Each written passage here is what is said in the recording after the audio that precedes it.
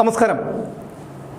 ഒരു തരത്തിൽ ഈ ക്രിമിനലുകളെല്ലാം വഷളാക്കുന്നത് ഇവിടുത്തെ നീതിന്യായ വ്യവസ്ഥയാണ്. പോലീസുകാർക്ക് പ്രതികളോട് പെരുമാറുന്നതിന് പോലും പെരുമാറ്റച്ചട്ടം അത് അനിവാര്യമാണ്, അത്യാവശ്യവുമാണ്. പക്ഷേ അതൊരു പരിധി കഴിയുമ്പോൾ പോലീസിനെ ഈ ക്രിമിനലുകൾ വിലവയ്ക്കാത്ത ഒരവസ്ഥയുണ്ടാകും. അതുകൊണ്ടാണ് പൊതു ഇടങ്ങളിൽ പോലും പോലീസ് ഉദ്യോഗസ്ഥരെ ആക്രമിക്കുന്നതിന് അവർ യാതൊരു മടിയും കാണിക്കാത്തത്. കേരളത്തെ ഒന്നാകെ ഞെട്ടിച്ച ഒരു കൊലപാതകമായിരുന്നു കൊല്ലം ജില്ലയിലെ കരുനാഗപ്പള്ളിയിൽ നടു റോഡിൽ വെച്ച് അലുവ അതുൽ എന്ന ഗുണ്ടയെ വെട്ടിക്കൊലപ്പെടുത്തിയത്. മണിക്കൂറുകൾക്കകം അലുവ അതുൽ കൊലക്കേസിലെ പ്രതികളെയെല്ലാം പോലീസ് പിടികൂടി.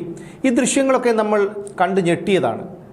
ഇതുപോലൊരു പൊതുനിരത്തിൽ ഒരു ദേശീയപാതയിൽ ഒരു വാഹനം തടഞ്ഞു നിർത്തി ഒരു യുവാവിനെ, അവൻ എത്ര ക്രിമിനലും ആയിക്കോട്ടെ, അയാളെ പൊതുജനങ്ങളുടെ മുന്നിലിട്ട് വെട്ടിക്കൊല്ലുന്നു.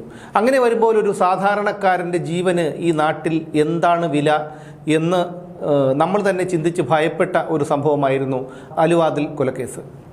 ഈ കേസിലെ 12ാം പ്രതിയാണ് ഷിനു പീറ്റർ. ഷിനു പീറ്ററിനെ മാർച്ച് 14-ാം തീയതി മഫ്തിയിലെത്തിയ 4 പോലീസ് ഉദ്യോഗസ്ഥർ അറസ്റ്റ് ചെയ്യുന്നത് ഒരു പാറക്കോറിയിൽ വെച്ചാണ്. ഇയാൾക്കെതിരെയുള്ള കുറ്റം അലുവ അതുൽ കൊലക്കേസിലെ പ്രതികളെ ഒളിവിൽ താമസിക്കാനായി ഈ പാറക്കോറിയിൽ സൗകര്യം ചെയ്തു കൊടുത്തു, ഈ പാറക്കോറിയിൽ വെച്ചാണ് ഗൂഢാലോചന നടത്തിയത് എന്നൊക്കെയുള്ള ഒരു കുറ്റത്തിൻ്റെ പേരിലാണ് ഇയാളെ അറസ്റ്റ് ചെയ്യുന്നത്. അറസ്റ്റ് ചെയ്തു കൊണ്ടുപോകുന്ന വഴി ഇയാളെ പോലീസ് മർദ്ദിക്കുന്ന ഒരു രംഗമാണ്. മർദ്ദനമെന്നൊക്കെ പറയാമെങ്കിലും ഒന്ന് പിടിച്ചു തള്ളുക അല്ലെങ്കിൽ ഒന്ന് ശക്തിയായി ഒന്ന് അടിക്കുക എന്നുള്ളത് മാത്രമാണ് അവർ ചെയ്തത്. പക്ഷേ ഇതിനടുത്തൊരു CCTV ഉണ്ടായിരുന്നു. ആ CCTVയിലാണ് ദൃശ്യങ്ങളൊക്കെ പതിഞ്ഞത്. അതിൻ്റെ അടിസ്ഥാനത്തിൽ ഈ ഷിനു പീറ്ററിൻ്റെ അമ്മ കൊട്ടാരക്കര പോലീസിൽ പരാതി നൽകി. പക്ഷെ പോലീസ് കേസെടുത്തില്ല. അങ്ങനെ അവർ കൊട്ടാരക്കര കോടതിയിൽ സ്വകാര്യ അന്യായം ഫയൽ ചെയ്യുന്നു.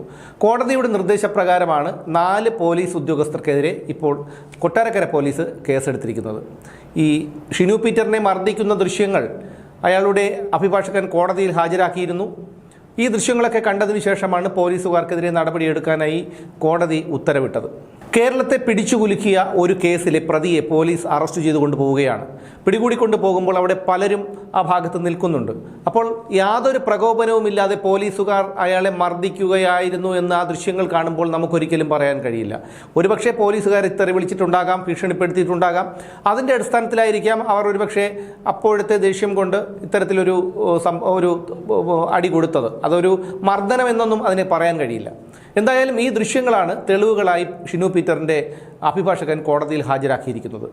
എന്ന് മാത്രമല്ല, കോടതി ഗുരുതരമായിട്ടുള്ള മറ്റൊരു കാര്യം കൂടി കണ്ടെത്തിയിട്ടുണ്ട്. ഇയാളെ അറസ്റ്റ് ചെയ്ത് 36 മണിക്കൂറുകൾക്ക് ശേഷമാണ് കോടതിയിൽ ഹാജരാക്കിയിട്ടുള്ളത്. അതുകൊണ്ടാണ് ഈ പോലീസ് ഉദ്യോഗസ്ഥർക്കെതിരെ അതും ഒരു കാരണമാണ് കേസെടുക്കാൻ വേണ്ടി കോടതി നിർദ്ദേശിച്ചത്. പിടികൂടുന്ന പ്രതിയെ 36 മണിക്കൂർ കസ്റ്റഡിയിൽ വയ്ക്കാനുള്ള അധികാരം പോലീസിനില്ല. ഇവിടെ ഇതും ലംഘിക്കപ്പെട്ടു എന്നൊക്കെയാണ് പറയുന്നത്. അപ്പോൾ പ്രമാദമായ ഒരു കേസ്, ആ കേസുമായി ബന്ധപ്പെട്ട് ഇത്തരത്തിലുള്ള ഒരു അന്വേഷണം നടക്കുമ്പോൾ അത് പോലീസിന് കാര്യക്ഷമമായി അന്വേഷിക്കേണ്ടതും ഒക്കെ അനിവാര്യമാണ്, ആവശ്യമാണ്. അതാണ് അവർ ചെയ്തതും. ഇങ്ങനെയുള്ള സംഭവങ്ങളാണ് ഈ പ്രതികൾക്ക് പോലീസുകാരെ എന്തും പറയാം, കയ്യേറ്റം വരെ ചെയ്യാം എന്നുള്ള തരത്തിലേക്കുള്ള പ്രോത്സാഹനമാകുന്നത്. ഇവിടെ പോലീസ് കംപ്ലൈൻറ്റ് അതോറിറ്റിയുണ്ട്, മനുഷ്യാവകാശ സംഘടനകളുണ്ട്, മനുഷ്യാവകാശ കമ്മീഷനുണ്ട്. അങ്ങനെയുള്ള പല സംവിധാനങ്ങളും ഉള്ളതുകൊണ്ട് ഇവർക്കെതിരെ നടപടികളുമായി പോയി ഇത്തരത്തിൽ ഇവരെ ഭയപ്പെടുത്താം, പോലീസുകാരെ ഭയപ്പെടുത്താം എന്നുള്ള ഒരു ധാരണയൊക്കെ ഈ പ്രതികൾക്കുണ്ട്. പുലിവാല് പിടിക്കേണ്ട എന്ന് കരുതി പോലീസുകാരും അതിനൊക്കെ കണ്ണടച്ചു കൊടുക്കും. സമൂഹ മാധ്യമങ്ങളിലൊക്കെ പ്രചരിക്കുന്ന പല ദൃശ്യങ്ങളിലും നമ്മൾ കണ്ടിട്ടുള്ളതാണ്. ചെറുപ്പക്കാരായ കൗമാരക്കാരായ പിള്ളേരൊക്കെ ഈ പോലീസുകാരെ ചീത്ത വിളിക്കുന്നത്, അവരെ മർദ്ദിക്കുന്ന ദൃശ്യങ്ങളൊക്കെ നമ്മൾ കണ്ടിട്ടുള്ളതാണ്. പൊതുനിരത്തിലിട്ട് പോലീസുകാരെ മർദ്ദിച്ചാൽ പോലും അവർക്ക് അത് സഹിക്കേണ്ട ഒരവസ്ഥയാണ്. കാരണം പൊതുനിരത്തിലിട്ട് മർദ്ദിക്കുമ്പോൾ അവരെ ബലപ്രയോഗത്തിലൂടെ കീഴടക്കാൻ ശ്രമിക്കുകയോ അല്ലെങ്കിൽ അവർ തിരിച്ചൊരടി കൊടുക്കുകയോ മറ്റോ ചെയ്താൽ മൊബൈലും വെച്ചുകൊണ്ട് അവിടെ ഇത് പകർത്താനായി ഒരു വലിയ വിഭാഗം നിൽക്കുന്നുണ്ട്. പോലീസുകാരുടെ മേൽ വല്ലാത്തൊരു അമർഷമാണ് കേരളത്തിലെ ഒരു വിഭാഗം ജനങ്ങൾക്ക്. എന്നാൽ മറ്റ് തെറ്റുകളൊന്നും കാണിക്കാത്തവർക്ക് പോലീസിനെ ഭയപ്പെടേണ്ട കാര്യമില്ല എന്നുള്ളതാണ്. കാരണം കഴിഞ്ഞ 10 വർഷങ്ങൾ, പ്രത്യേകിച്ച് പി ശശി പൊളിറ്റിക്കൽ സെക്രട്ടറി ആയിട്ട് വന്ന ഈ ഒരു 5 വർഷങ്ങൾ കേരളത്തിലെ സാധാരണക്കാരനെ സംബന്ധിച്ചിടത്തോളം വലിയ രീതിയിൽ പോലീസിൽ നിന്ന് നീതി നിഷേധിക്കപ്പെട്ട ഒരു സാഹചര്യമായിരുന്നു ഉണ്ടായിരുന്നത്. എന്നാൽ ഇനി അതിന് മാറ്റം വരുമെന്നുള്ളൊരു പ്രതീക്ഷ പൊതുജനങ്ങൾക്കുണ്ട്. അതുകൊണ്ട് തന്നെയാണ് പോലീസിന് എന്തെങ്കിലും ഒരു ആപത്ത് വന്നു കഴിഞ്ഞാൽ അല്ലെങ്കിൽ പോലീസിനെ മർദ്ദിക്കുകയോ തെറി വിളിക്കുകയോ ഒക്കെ ചെയ്യുന്ന രംഗങ്ങൾ കണ്ടാലൊക്കെ ജനങ്ങൾ സന്തോഷിക്കുന്നത്. അതിൽ ഒരു ചെറിയ വിഭാഗം പോലീസുകാർ മാത്രമാണ് ഇത്തരത്തിൽ രാഷ്ട്രീയക്കാരുടെ ചട്ടുകങ്ങളായി പ്രവർത്തിക്കുന്നത്. ബാക്കിയുള്ള പോലീസുകാർക്ക് അവർക്കൊക്കെ ആർജവത്തോടു കൂടി ആത്മാഭിമാനത്തോടു കൂടി ജോലി ചെയ്യണം എന്നുള്ള ഒരു ചിന്തയാണുള്ളത്. അതുകൊണ്ട് തന്നെയാണ് അവരൊക്കെ കഷ്ടപ്പെട്ട് പഠിച്ച് പരീക്ഷ എഴുതി ആണ് ആ ജോലിയൊക്കെ കിട്ടുന്നത്, അല്ലാതെ രാഷ്ട്രീയ നിയമനമൊന്നുമല്ല. ഇന്നത്തെ പോലീസുകാരൊക്കെ ഉന്നത വിദ്യാഭ്യാസമുള്ളവരാണ്. BBAയും MBAയും MTechും BTechും ഒക്കെ പാസ്സായവരാണ് ഇന്ന് സിവിൽ പോലീസ് ഓഫീസർമാരായിട്ടൊക്കെ വരുന്നത്. അതുകൊണ്ട് അവർക്ക് വിദ്യാഭ്യാസമുണ്ട്. അപ്പോൾ ഇത്രയും ഉന്നത വിദ്യാഭ്യാസം ഉണ്ടായിട്ട് പോലും ഈ ഒരു ജോലി ചെയ്യുമ്പോൾ അവർക്ക് മറ്റു വഴികളില്ലാത്തത് കൊണ്ടാണ് പലരും അത്തരം ജോലികൾ തിരഞ്ഞെടുക്കുന്നത്. അപ്പോൾ ഇതൊക്കെ കോടതികളും കൂടി ഒന്ന് മനസ്സിലാക്കേണ്ടതുണ്ട്. കാരണം ഇത്തരം പ്രോത്സാഹനങ്ങൾ നൽകിയാൽ അത് ഭാവിയിൽ ഈ പോലീസുകാർക്കെതിരെയുള്ള കയ്യേറ്റത്തിനും അതുപോലെ കള്ളപ്പരാതികൾക്കുമൊക്കെ ഇടയാക്കും. എന്തായാലും അലുവ അതിൽ കൊലക്കേസിലെ ഈ പ്രതിയെ ഇത്തരത്തിൽ കയ്യേറ്റം ചെയ്തത് ഒരിക്കലും ഒരു ആസൂത്രിതമായിട്ടോ അല്ലെങ്കിൽ അയാളെ മർദ്ദിക്കണമെന്ന ഉദ്ദേശത്തോടു കൂടിയോ അല്ല എന്ന് ആ ദൃശ്യങ്ങൾ കാണുമ്പോൾ നമുക്ക് മനസ്സിലാകും. പക്ഷേ ഇവിടെ മീഡിയ ഒന്നാണ് ഈ ദൃശ്യങ്ങൾ ആദ്യം പുറത്തുവിട്ടത് എന്നാണ് എനിക്ക് മനസ്സിലാക്കാൻ കഴിഞ്ഞിട്ടുള്ളത്.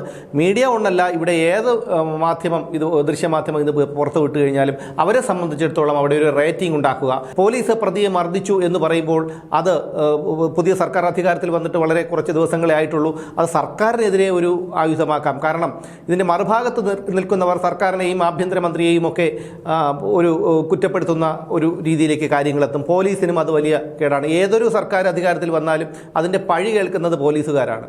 അപ്പോൾ അതുകൊണ്ട് ഈ ദൃശ്യങ്ങൾ കാണുമ്പോൾ നമുക്ക് മനസ്സിലാകും ആ പ്രതിയെ മർദ്ദിച്ചിട്ടൊന്നുമില്ല. അയാൾ എന്തോ അസഭ്യം പറയുകയോ തെറി വിളിക്കുകയോ അല്ലെങ്കിൽ പോലീസുകാരെ പ്രകോപിപ്പിക്കുന്ന രീതിയിലുള്ള എന്തെങ്കിലും ഒരു വിഷയം അയാൾ പറഞ്ഞതുകൊണ്ട് അവർ അത്തരത്തിലൊരു ബലപ്രയോഗം അല്ലെങ്കിൽ ഒരു ചെറിയൊരു അടി കൊടുത്തു എന്നുള്ളതാണ്.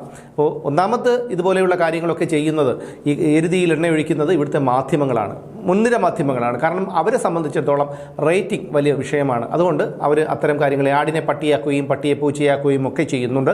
അതുപോലെ കൂടുതൽ മനുഷ്യാവകാശമൊന്നും നമ്മുടെ നാട്ടിൽ വേണമെന്ന് എനിക്ക് തോന്നുന്നില്ല. കാരണം ഇത്തരം സംഭവങ്ങളിൽ മനുഷ്യാവകാശം അല്പം കുറഞ്ഞാലും കുഴപ്പമില്ല. കാരണം സാധാരണക്കാരന് ഇവിടെ സ്വസ്ഥമായി ജീവിക്കണം.